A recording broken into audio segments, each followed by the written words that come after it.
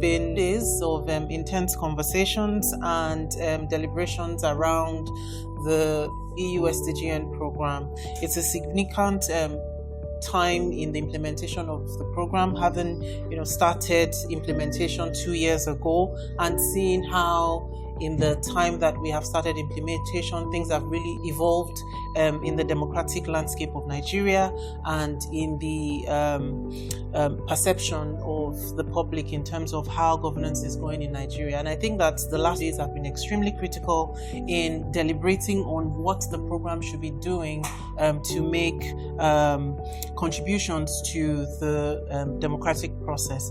I think that the last days have been extremely informative, very, very engaging, and we've had instances where we have hugely debated on issues that I think are germane to the political process. And I wonder whether you have any critical reflections as to how things are going, and of course, how do we ensure that as we leave this place after these 5 intense days, that we feel that we are geared and well positioned to continue to drive the project and the interventions in a way that demonstrates full commitment to democratic consolidation in Nigeria. Thank you, Lau. We want to show gratitude to the EU, because those of us as the program that were intimately involved with the entire process, to be honest, at a point there are lots of frustration, and I think what the EU has done is completely right, to give us this opportunity and the platform to withdraw and to reflect on our achievements, on our challenges going forward. This platform is very important and we are very appreciative. Ruben, we often talk about why these things are necessary. It's always beyond the talk and the theoretical aspects. It's more about how this is having concrete impacts on the lives of people. Because no matter what we do, no matter how much investments we make, if we are not seeing significant transformation in the lives of people, then this would have been an intervention in futility. And I wonder what you think about that and how the process should go to ensure that that is the ultimate goal and target. Thank you, Laulo. I think we cannot take democracy for granted, neither here in Nigeria nor anywhere in the world. And we've seen also many countries in the region that are actually struggling to preserve that space for people to participate and to be able to express their voice and to continue building a nation that provides all that space. So I think that's why it's very important to come here together to take stock of all of the progress we've made with a huge number of stakeholders, which is a reflection of the vibrant civil society here in Nigeria, and to really discuss progress made, some of the challenges, but also more importantly, I think moving forward, what are we going to be doing for the next couple of years in the run-up of the general election in 2027. There's a number of recommendations that have been made for the National Assembly, for the INEC, and I think that's also important that moving forward, we are the voice also to drive that process and to continue ensuring that those key reforms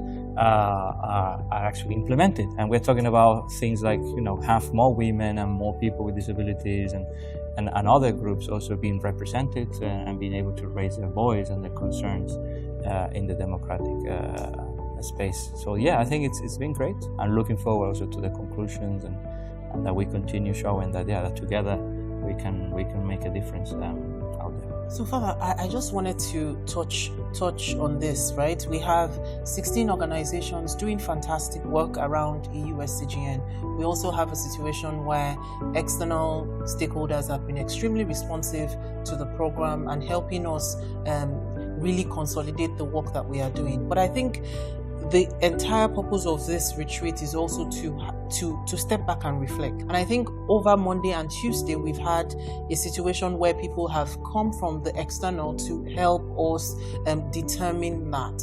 But I also wonder, as a group, seeing the complexity of the arrangement of EU-SDGN and how all of these organizations have tried to come together, I often wonder what as a collective we are seeing as the end goal for us, because it has to mean something that we are coming together and we are engaging and we are strategizing and we are implementing together and we are pushing the Nigerian story and making sure that the Nigerian intervention works in a way that fulfills the needs of an average Nigerian. And I just at times struggle to see whether we are on the right path, and whether members of the court also see this as something that is going to a desired end. The 16 partners have really understood what is expected. And what we haven't documented well is our own frustrations, our own demotivations as we go, so that they also become part of the story and help us, strategize. And the second element is actually the political aspect. And I think that one of the professors at the beginning of his presentation raised that the title of the program is European Union Support to Democratic Governance. The question is, what is democratic governance? How does the court understand democratic governance? Is that in consonance with the way the political class understand democratic governance? And it's also the same with the way ordinary Nigerians understand, democratic governance. So if our understanding of democratic governance as a cohort, does not align with what the political class and ordinary people understand, is it possible that through the program we have understood ours, but to get into the minds of the people who want to help and to see from their own perspective? I think it is something that is really, really good, and understanding that concept, democratic governance, and how ordinary people see it, the political class see it, how we see it, and understanding it from their angle, I think will help us in consolidating most of our achievements. Bringing it back to the role of the EU, what do you think EU considers success? How do you think the EU will define success in this intervention? What do you think the EU would like to see as we carry on this intervention?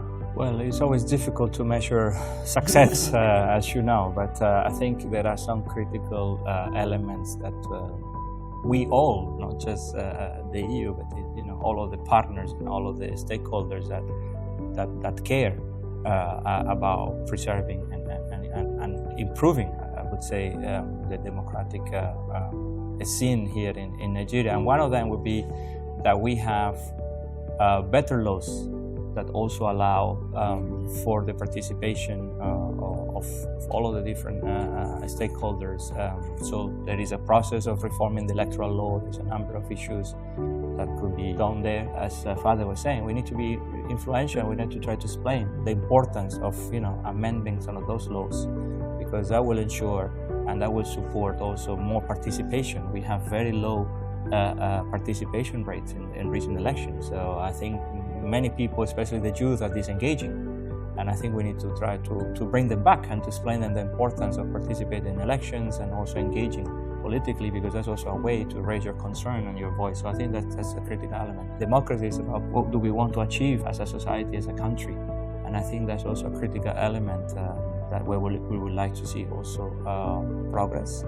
Is about making sure that ultimately the choices and the needs of the people are also taken care of. And that's what a well-functioning democracy should also be about. Should also be making sure that, as you were saying, the political parties, but also the National Assembly and the Senate and the top decision makers are also listening to the needs of the people and are also taking the right decisions for the country to move forward. That's a very high ambitious achievement, but I think collectively that's what we're trying to do. Make sure that you have a legal framework that actually allows for all of that to happen. Very difficult to measure, but at least concretely, if we can make sure that in the next elections in Nigeria we can have better participation, more participation, and we avoid, and that doesn't lead into conflict, because we've seen also a lot of quarreling and conflicts around recent elections. I think if we have managed to put in place a framework that allows us to minimize the possibility for conflict,